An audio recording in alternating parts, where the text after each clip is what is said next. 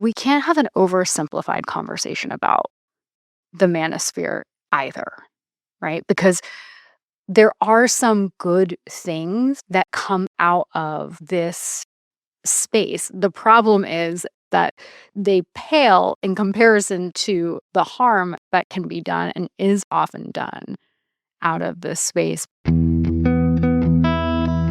Welcome to The Intimate Philosopher, where philosophy meets intimacy and life's biggest questions finally feel at home.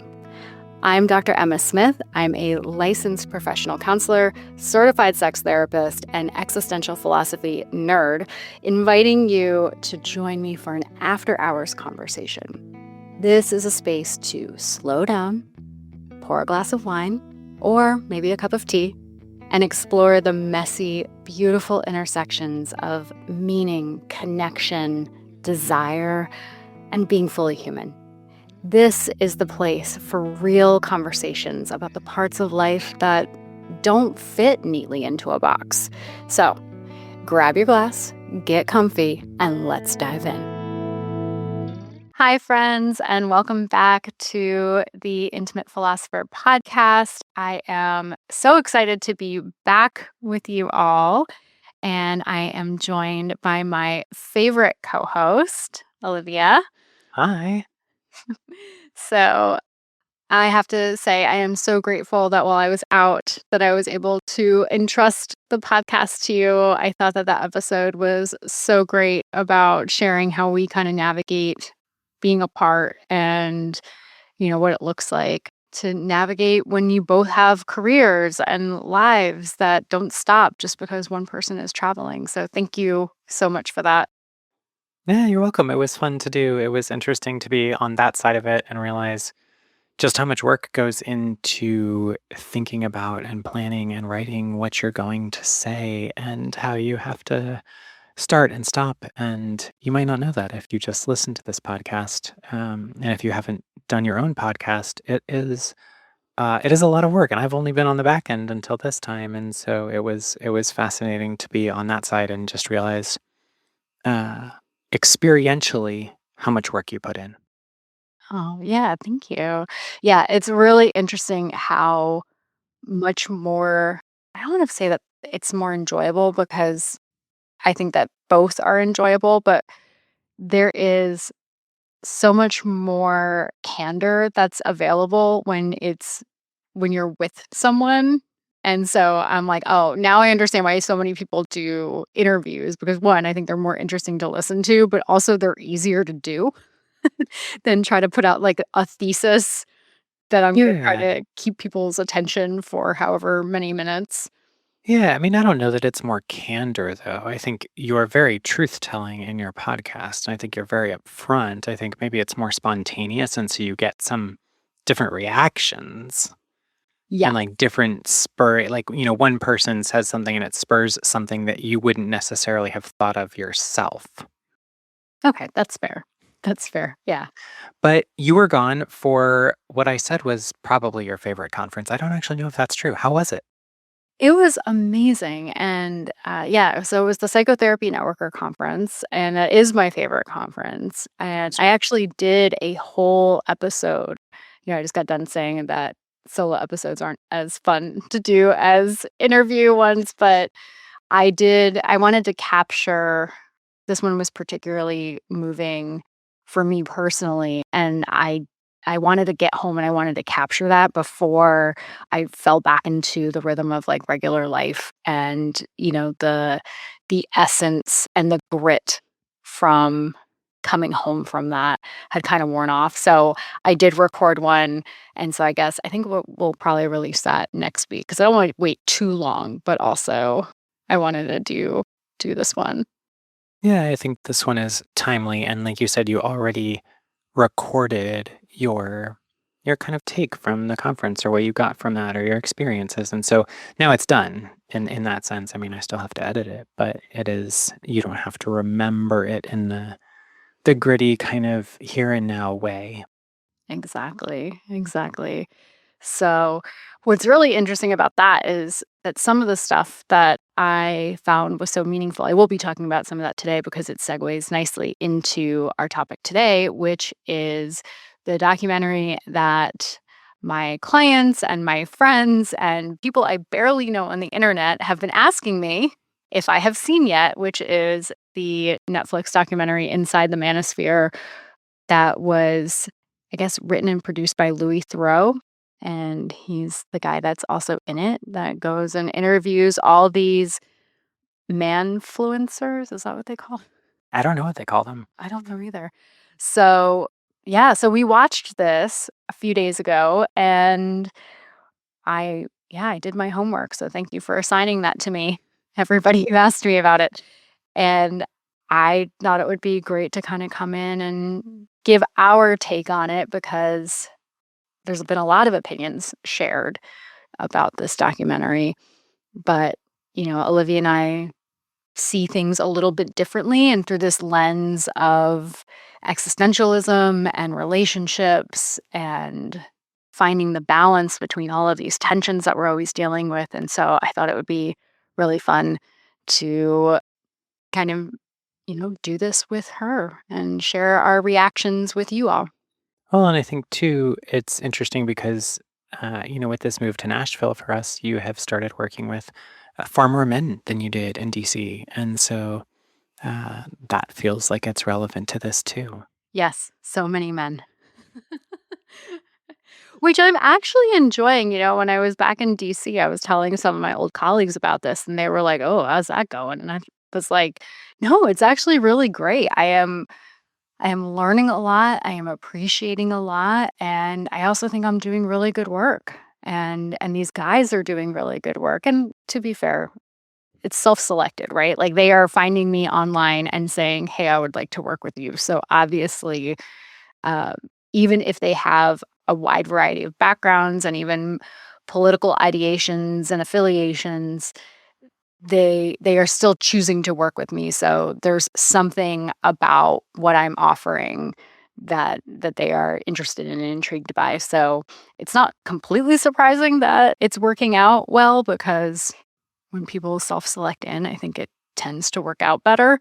But yeah.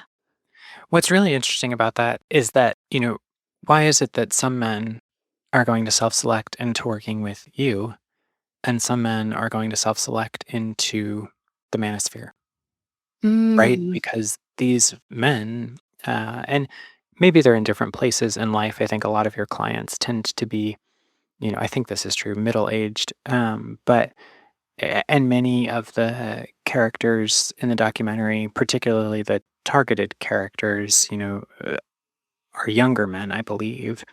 Um, but what is that, I'm curious about, um, why would that be, right? Why do some people self-select into working with you as an existential psychotherapist and some people self-select into this other place? Because obviously people are looking for something. People want help and guidance and belonging. yeah. Yeah. Well, we can definitely dive into that because there's actually one person in the documentary that reminds me of some of the people that I have worked with, which is kind of interesting. So we'll get into that. Okay. So let's dive in. I do have some notes written down here, so I'm going to be referencing them because there was a lot. Yeah. And, and I think there was a couple things that were worth pointing out, just kind of from what I have read that were interesting critiques and I think worth noting. So, one of them is that there really aren't a lot of female voices in this documentary. And given how damaging the manosphere is and how misogynistic it is towards women, that was something, like a lot of the women in this documentary are portrayed as not very complex and not, thinking for themselves critically. They're not particularly portrayed as empowered. They're kind of portrayed as, at best, you know, um, I don't know. Objects. Well, yeah. Yeah. Even the ones that are, entrepreneurial in their own sense because they are running their OnlyFans, or, they have had jobs in the past and are leaning into motherhood and like those roles. I don't feel like they were portrayed well. I think there's a way that you could portray a a woman who has chosen to be a homemaker and a mom and still seem like a total badass.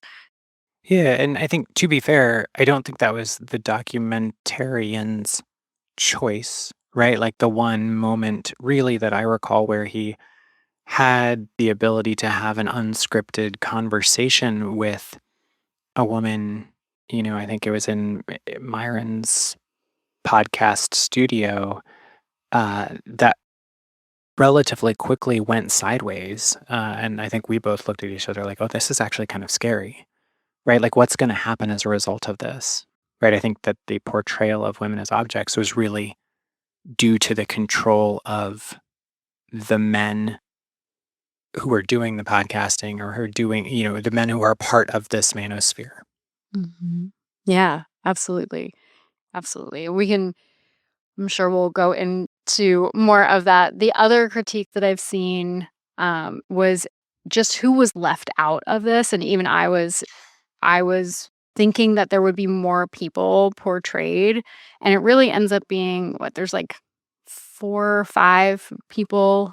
There's like really 3 main people. There's Myron, who is a podcaster primarily. There's Justin, who is a steel tech bro who's somehow related to Andrew Tate and company and hangs out at Mar-a-Lago.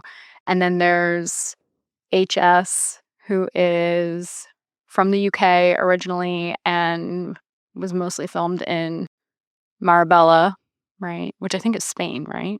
Yeah, Marbella. Yeah. Okay.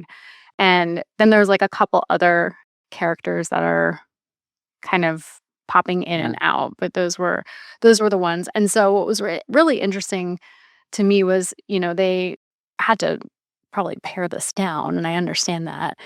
But one of the ones that I hear about a lot is the people who are doing the body dysmorphia and body dysphoria, and who are kind of talking about being the right type of looking man, and sometimes the extreme body modification. So that wasn't in here. So I was kind of surprised by that because that's what I have been hearing a lot about.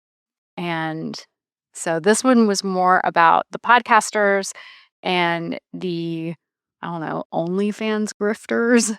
It feels like the Yeah, kind of this like online subscription based, membership based, will tell you how to get rich and be a man, I yeah, think.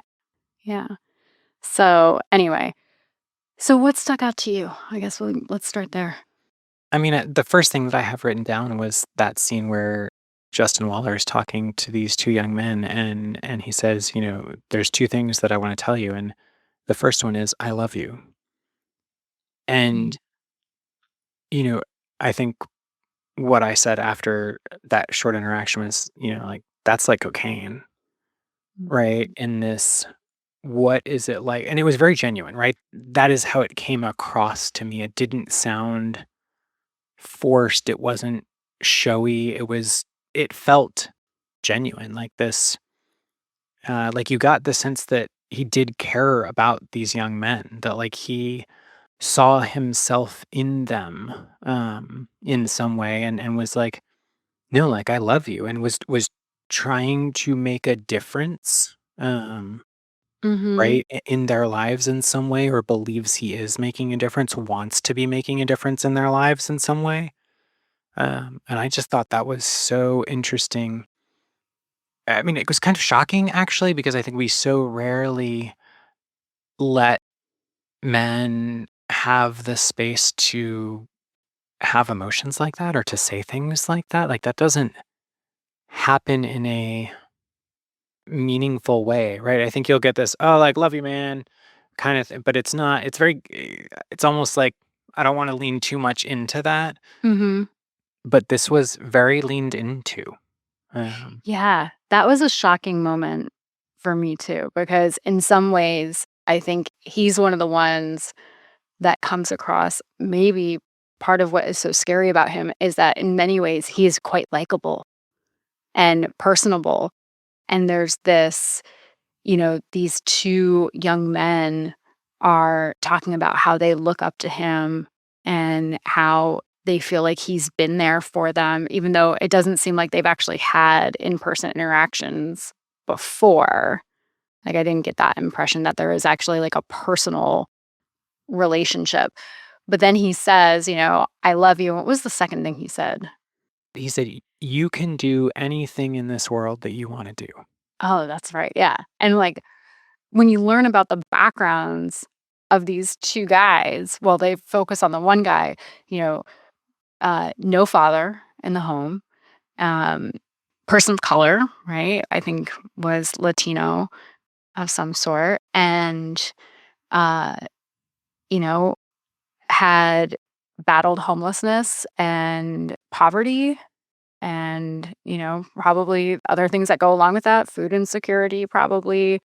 They said housing, he was living in his car, didn't have a job, and that kind of stuff. And so, he found Justin's content and felt like somebody believed in him. And while that can be like a really good thing because here, now he has a job and now he has a home and that kind of thing. One of the things that was so striking about this to me is, oh, we can't have an oversimplified conversation about the manosphere either, right? Because there are some good things that come out of this space. The problem is that they pale in comparison to the harm that can be done and is often done out of this space. But I'm so glad that they left this interaction in because it was so striking and it was like, "Oh, this is how these guys get reeled into this." Right? Yeah.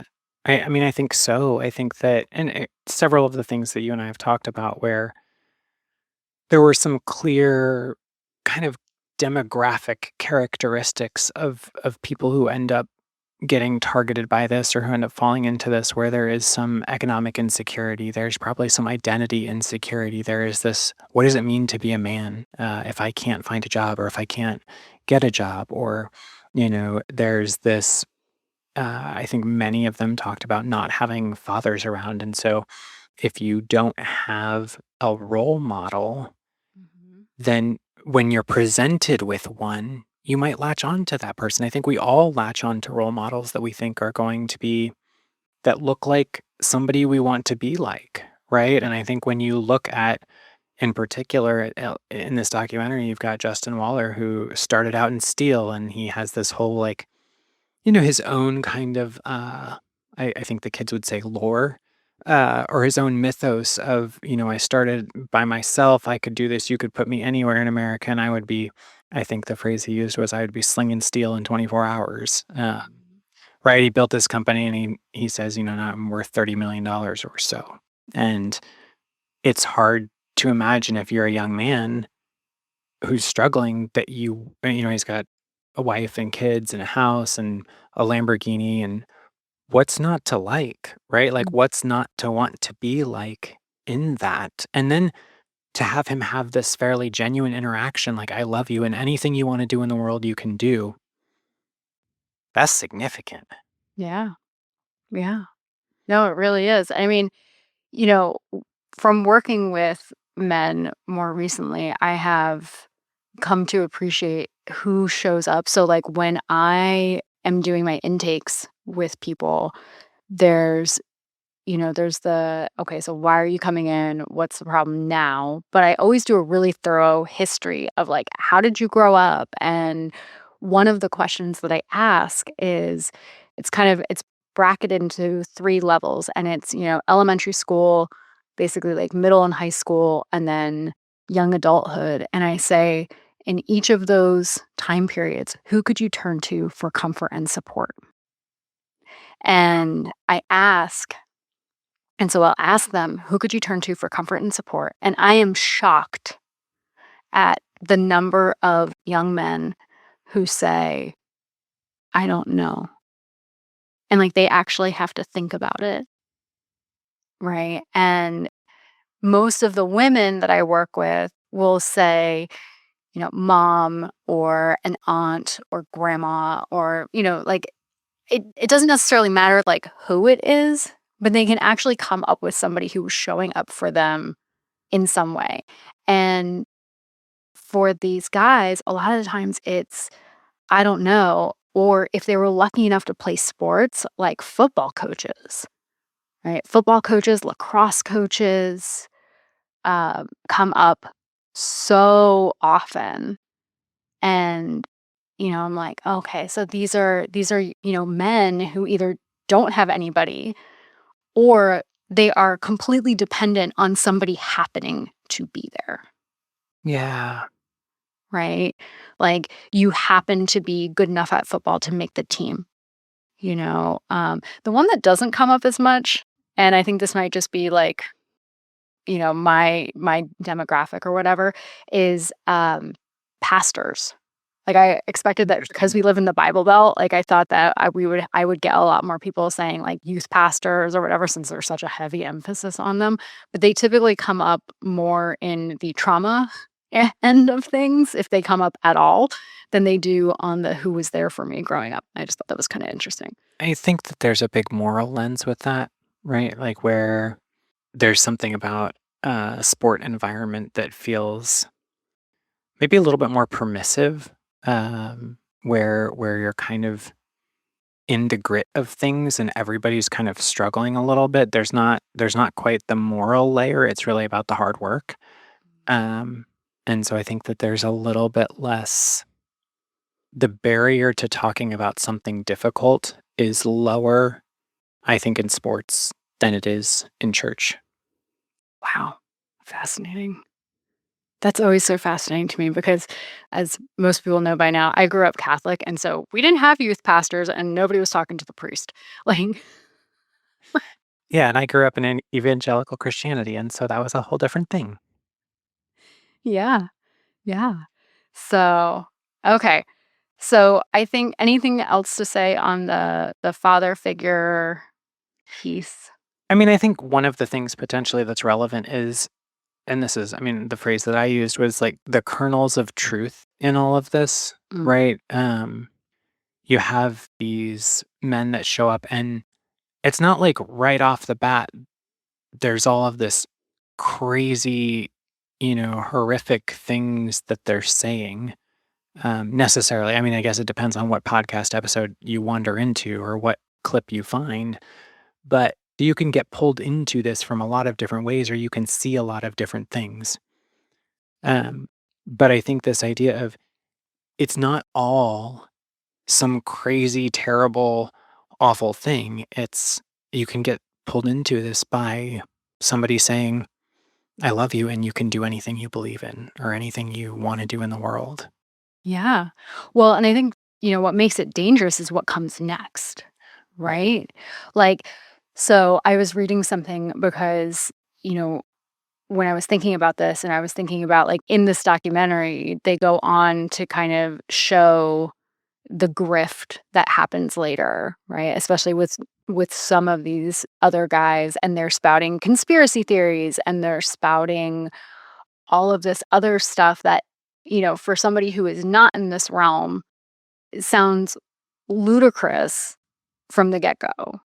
But what was so interesting is, like, understanding that they're steeped in this world and this echo chamber that isn't even on, they're not even on, most of them have been banned, it sounds like, from a lot of the mainstream spaces. So they're on these other kind of alt social media platforms and whatnot. And so one of the things I thought was really interesting is that, what they do, propaganda, the way that it works with our brain is that you get into this cycle of being fed certain perspectives, and it sounds like conspiracy theories. One of the reasons that they work is because to the people that they are targeting, they can start to sound plausible because of the way that they are primed. The listener is primed to feel singled out, disenfranchised, and to feel under attack, typically through socioeconomic. or identity based. And so when you think about the manosphere, what's so fascinating is that when they look at how propaganda works, it actually works by bypassing the logical part of your brain and by appealing to the fight or flight part of your brain. So the reason that it doesn't make sense if you are not under threat is because your logical brain is working. But if you're not, if you feel and you have been fed these lies and these, sentiments of, the world is against you, but I love you. The world is saying that you don't have any value whatsoever because you're short, you're brown, you're a man, you're poor. But I love you and I think that you can do anything that you want. Well, now, no matter what I say next, You're we have, in. oh, yeah, right? Because rejecting what I say next means rejecting all of the other stuff that I just said and turning Mm. away from love and turning away from belonging and turning away from maybe the one person who is telling you that you're not a piece of shit, right? Which is Wow. really interesting. Yeah. Yeah. I think but it's scary. And when we talk about like, oh, you have the freedom to say whatever you want, right? Like the First Amendment. But like we also have the responsibility to make sure like what are we saying? You know? What are we saying? What are we using our words for in order to do? And as a therapist, they train us with this, right? Like you can figure out how to get somebody into a state where they would be more suggestible, right? That's like hypnosis and some other techniques. And if you are not an ethical practitioner, and there have been plenty of studies where there have been practitioners who weren't ethical who ended up causing severe harm to their clients because they were in this more vulnerable and suggestive state, right? And it doesn't have to just be hypnosis. That's just the one that everybody thinks of. Yeah. So, yeah. Okay. I want to make sure that we talk about the delusion calculator because I thought this was so fascinating. And and I think I was disgusted by this point, and so I'm glad that you were watching it with me because, you ended up reminding me about this later on because I black boxed it. I think that I mean, section out. it was pretty offensive, right? Like Myron's whole podcast feels, extremely offensive and hateful. Um, I want to jump back to something else real quick, though. We'll come back to this if that's Okay, okay. yeah, absolutely. I just wanted to go back to this idea of the logical brain versus the brain that is under threat and thus is going to bypass some of the logic. And note that what was fascinating is that you actually watched each of these men when questioned, even just gently by Louis, like, really, like you said that. And like they would immediately be like, no, no, no, no, I didn't actually mean that thing. And it was very clear that they were not under threat, right? They could logically say, oh, well, I said this thing. I said that everything that we can see, from this balcony of my penthouse was made by men. But no, no, no. Like, I think absolutely women should be allowed to be astronauts and engineers. And like, I'm sure that they've done some things. You're like, well, that's literally not what you just said, man. But you could watch this very clear logic, like, oh, I know what I said was not true, actually, at all. Uh, Mhm. which is different because they're not under threat anymore, right? Like maybe they were at one point from an economic standpoint or something, but certainly in this case, they're very clearly aware of what I'm saying is not actually true. Yeah. So back to the delusion calculator, unless there's something you wanted to say about that. No, no. We're good. Um, so they're on this podcast, and Myron asks one of the women, I guess the format of the podcast is there's, I think, 2 or 3 male hosts, and then they bring in these women, and he asks one of the women, like, "We're gonna go through your ideal man." And, it's like how tall, how much money should they make, what race should they be, et cetera, et cetera, et cetera. And he ends up saying something along the lines, the woman says, I want him to be 6 feet tall and black, or I can't actually remember what the specifics were. He had to make $300,000 a year. Yep. And there were several other factors, but Myron ends up saying, well, you're out of your mind. This is like the top 0.01% of the population. Like, what makes you special that you deserve this? And um, it was offensive, um, Sure. because the point of it was to make her feel stupid. And Mhm. but you and I have talked about this thing before, where in relationships, one of the things that we don't take full account of, I don't think, is, you know, what does it take to make $300,000 a year or $500,000 a year? Like, what is the volume of work? How many hours of work are put in to do that? Mhm. A And lot. right, a lot.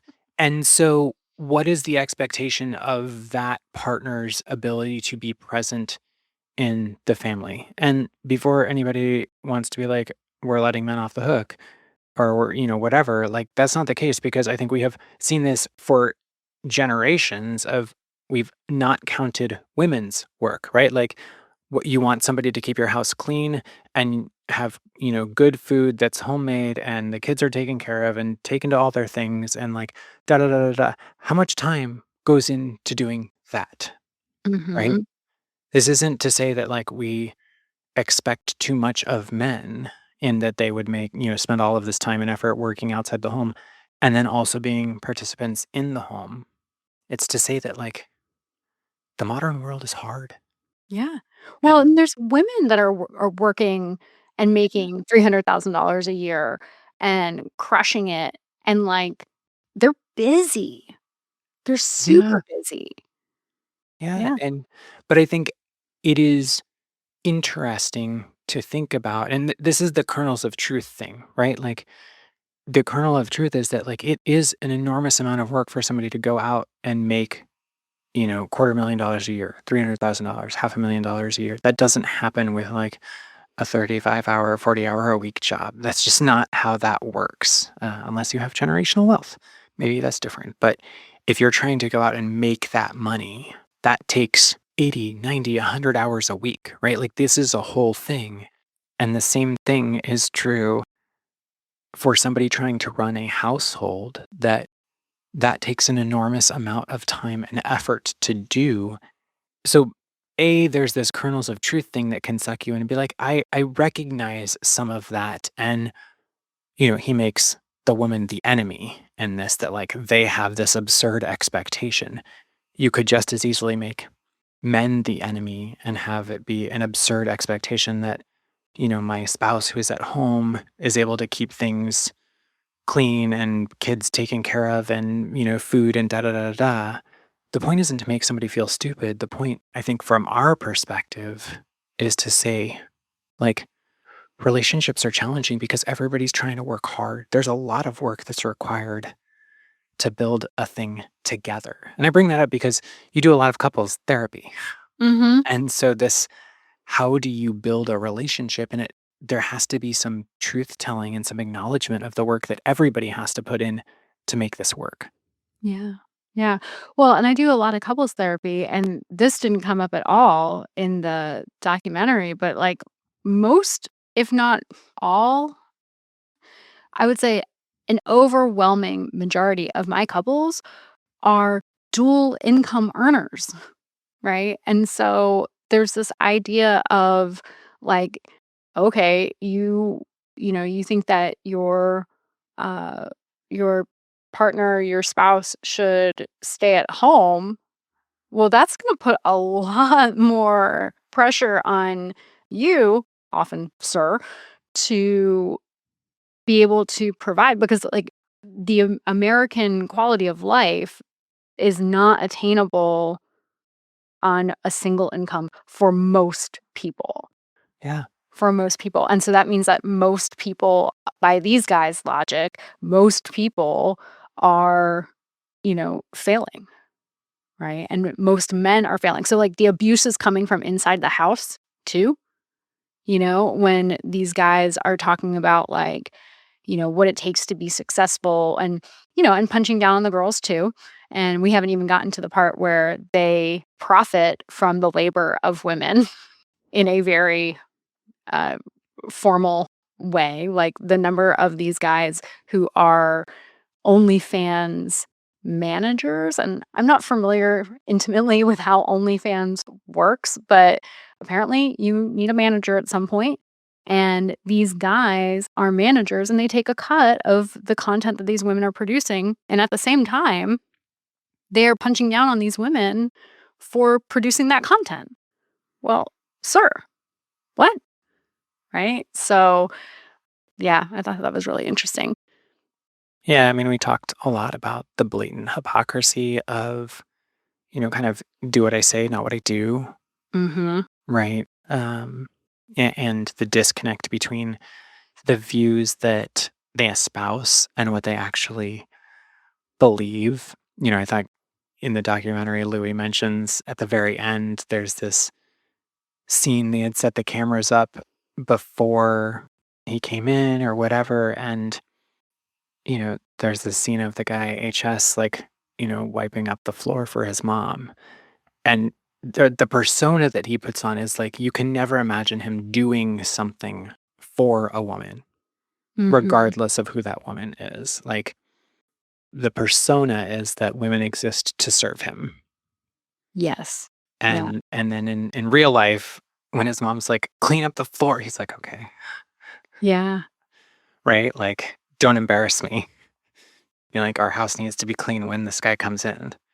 You know what's really striking about that particular moment is, and again, we're judging people based off of like this snippet, but the way that she spoke to him, I was like, oh, the culture of that relationship is one of speaking down and criticism. There was a tone to it. Now, don't get me wrong. I mean, maybe she had just gotten off a red eye flight and like was just kind of at her wit's end. And so I don't know. But it was interesting because I have seen that in my work where, there's all of these issues that are present in the relationship. And then you see how someone speaks to the other person in a fairly like innocuous exchange. And you're like, oh, wait a second. This all comes from somewhere, Yeah. you know? So we have him with his mom. We actually get to see that.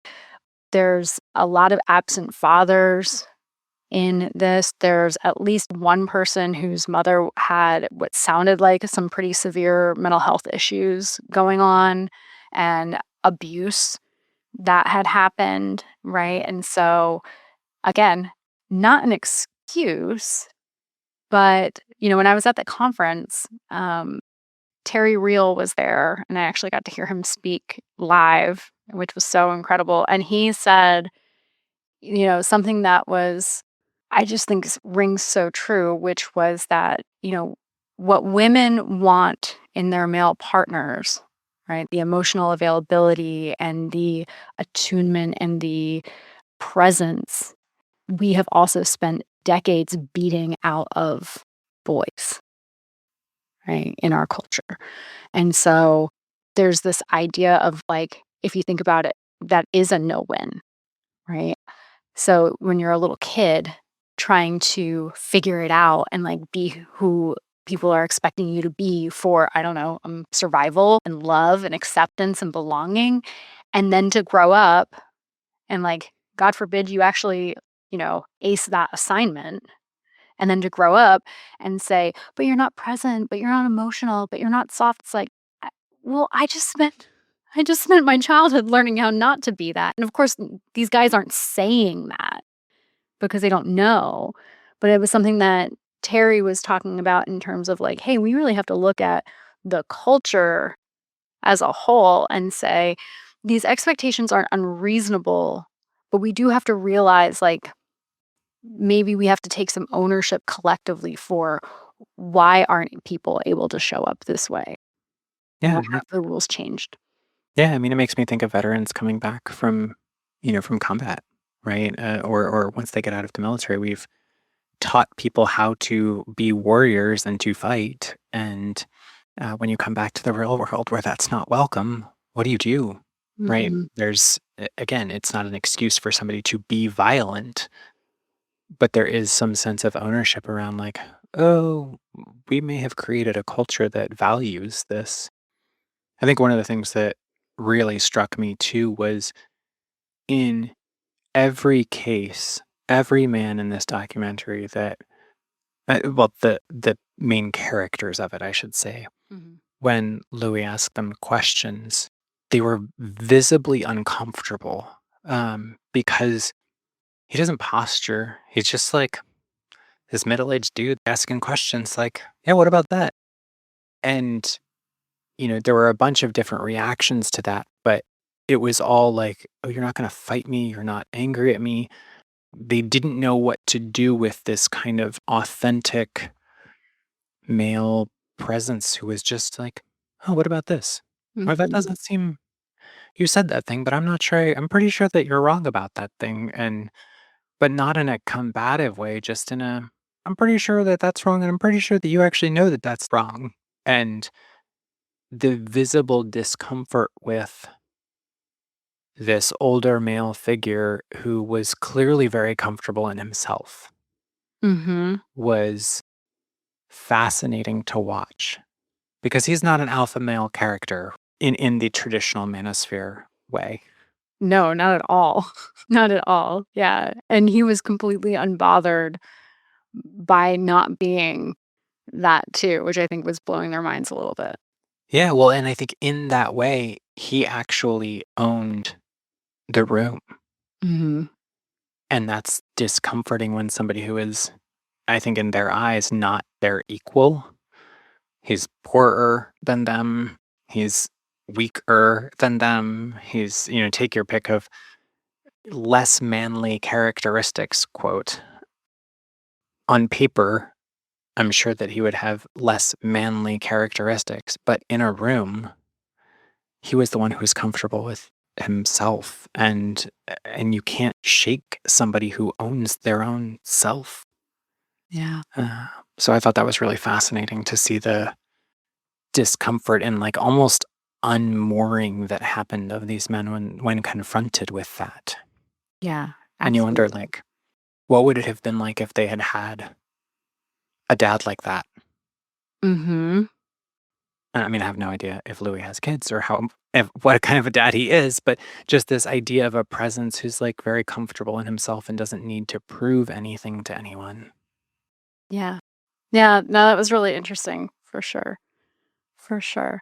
I feel like we're gonna have to end up doing a part 2 because we didn't even get to touch on the one-sided monogamy conversation, but I think that I wanna save that and we'll come back to it because I think that, monopoly as a construct is really interesting in and of its own right, and so we can kinda talk about that, but definitely a part 2 on how it was portrayed here, and we'll go from there, but I really appreciate that you were willing to watch this with me and have these discussions.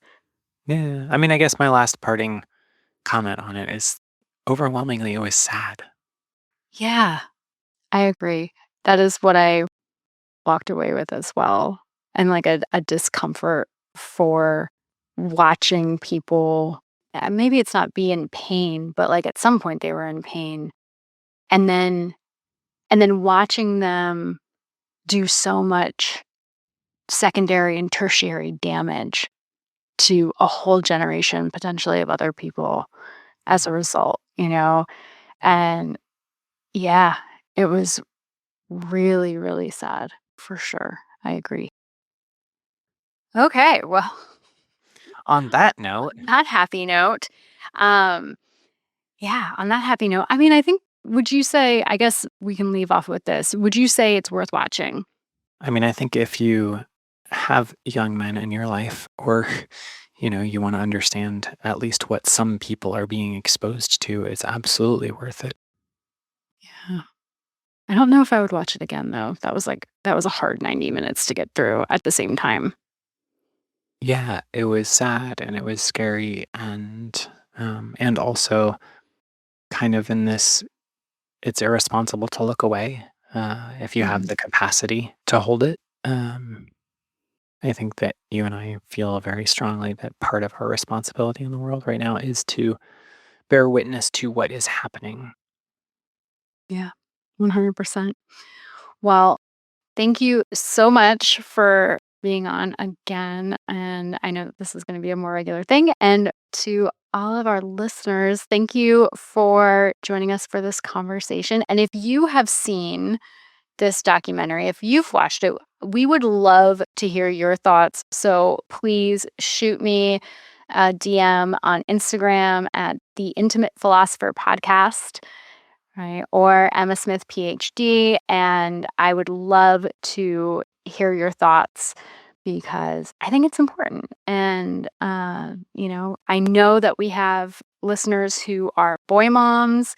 And if you are a man, I would love to hear, your thoughts on this. I know Olivia's younger brother is is watching it as well, and so I can't wait to get his hot take on it, right? Yeah. So And boy dads too, oh, yeah, and boy dads, absolutely. right? Because like, you could be a great dad and your sons might still be finding this online. Mhm, absolutely. So, anyway, friends, thank you so much, and please take care of yourself and get through that messy, beautiful business of being human. Okay, we'll see you next time. Thank you so much for joining me for this after hours conversation. If something in today's episode made you pause, get curious, or see yourself a little more clearly, share it with a friend and keep that conversation going. Until next time, keep exploring that messy, beautiful space between meaning and being human. I'll see you next time.